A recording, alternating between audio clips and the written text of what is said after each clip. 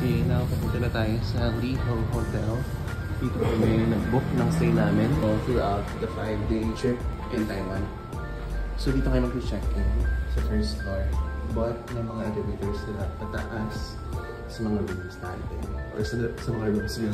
Nakisali. Dito banda yung check-in counter nila and meron silang iwanan ng luggage if maaga kayong dadating and meron din silang kiluhan dito if pauwi na kayo. Naghahanap nga ako ng mga gulay tsaka bigas char. And over there, meron massage area kung saan merong 10% discount para sa mga nag-check-in sa Liho Hotel.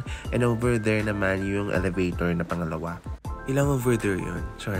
Ayan, automatic door nila. And ayan, si Cyril yung kasama kong mag-Taiwan. Okay naman yung place and safe siya. Hindi rin basta-basta mapapasok ng outsiders kasi need nilang itap yung card nila sa elevator.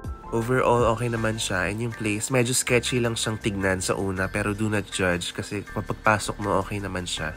Siguro 8 out of 10 sa cleanliness. Pero yung accessibility niya and yung malapit sa mga areas, 9 out of 10 or 10 out of 10. Ayan yung sa hallway papunta sa room namin and diba, safe naman siya and malinis. Wala naman siya. Clear naman yung area.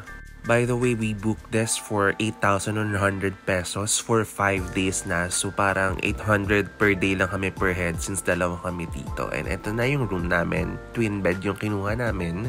And yeah, so far, andito naman lahat ng kailangan namin. We just need a bed to stay kasi hindi naman kami magtatagal dito kasi maglilibot naman kami sa place. And hindi namin nila-expect na meron pala siyang mini ref. And walang nakalagay na wifi doon sa Agoda pero mabilis yung wifi niya. Tapos sa CR naman, eto siya. Kasama na rin yung mga supplies na mga toiletries. Pero alam kong importante ito sa mga iba at kahit sa akin, and ayan, walang bidet dito sa bathroom nila. Tiis-tiis, pero okay naman for its price, di ba? And itong CR nila, ayan, meron siyang hot and cold shower. So, okay na siya. Ire-recommend ba namin siya sa iba?